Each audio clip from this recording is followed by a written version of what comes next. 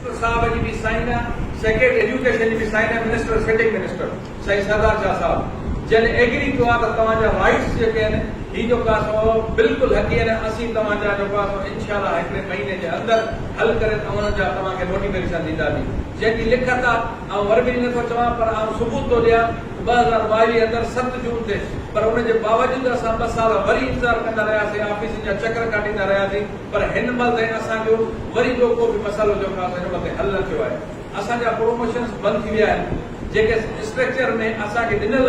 जेकॾहिं असांखे तव्हां हिन जो नोटिफिकेशन ॾींदव त असांखे न के रोड ते अचण जी ज़रूरत आहे न प्रोटेस्ट करण जी ज़रूरत आहे हीअ आउं विटनेस तौर कापी प्रेस जे दोस्तनि जे आलू रखां थो ही चैलेंज कयां थो जेकॾहिं मिनिस्टर साहब हिन सिग्नेचर खे हिन राइट खे रिटर्न खे जो पासो पंहिंजो पूरो करार ॾे हीअ आउं तव्हांखे ॾियां थो त ही बि मसूद साहब खे मिनिस्टर साहब खे ॿुधायो त हीअ अवांजी लिखत आहे असांजी लिखत न आहे पर ही अवांजी लिखत आहे अवां लिखी जो कासो ॾिनो आहे पर अमल हिन महिल न थियो आहे जेकॾहिं अमल न थींदो यकीनन सिंध जो उस्ताद उहो परेशानी जे आलम हूंदो केतिरो उस्ताद असांजो हींअर रिटायरमेंट ते वेठो आहे जेकॾहिं हीअ असांजो सर्व स्ट्रक्चर जो नोटिफिकेशन निकिरंदो त उन्हनि खे पंहिंजो बेनिफिट मिली करे पंहिंजो बेनिफिट खणी करे ऐं उहो उस्ताद जो सही माना पंहिंजे वेठो टाइम ते जो कासो रिटायरमेंट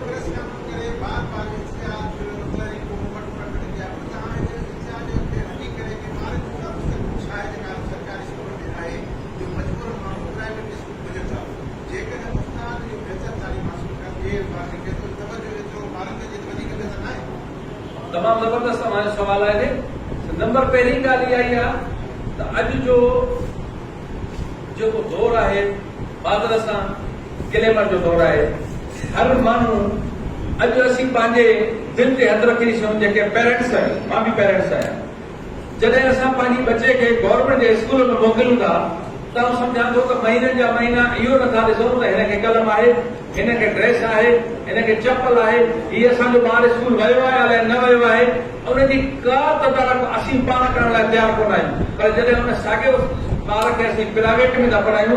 त उते असां सुबुह शाम जांच था कयूं चेक एंड बैलेंस था रखूं त असांजो ॿार स्कूल वियो आहे असांजे ॿार खे ड्रेस आहे असांजे ॿार खे बुक्स आहिनि हुनखे कलम आहे हुनजी जेको आहे मतिलबु हर शइ जी जेका चेक एंड बैलेंस था कयूं ऐं सम्झां थो जेकॾहिं अहिड़ी चेक एंड बैलेंस अवां सभु असां गॾिजी सरकारी स्कूलनि जे अंदरि पंहिंजे ॿारनि जी कंदासीं ऐं चैलेंज सां चवां थो त असांजे सरकारी स्कूलनि जे अंदरि प्राइवेट स्कूलनि खां तमामु बहितर जेको आहे पंहिंजो तालीम मिली रही आहे हींअर रिसेंटली जेको रेशियो आहे जेके पब्लिक सर्विस कमीशन जे अंदरि असांजा दोस्त महिरबान इलेक्ट थी आया जेके कामयाबी माने आया आहिनि उन्हनि जो तव्हां रेशियो ॾिसो ऐं सम्झां थो त 95% उहे शागिर्द कमीशन पास कई जेके सरकारी स्कूलनि जा पढ़ियल आहिनि